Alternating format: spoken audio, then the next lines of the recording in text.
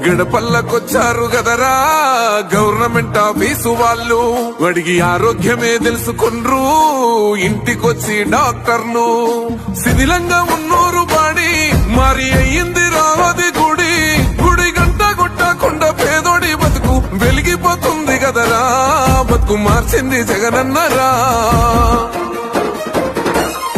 ఏం తక్కువ చేసిండురా రాజన్న కొడుకు, కోరి పథకాన్ని పంపిండురా పేరింటి వరకు.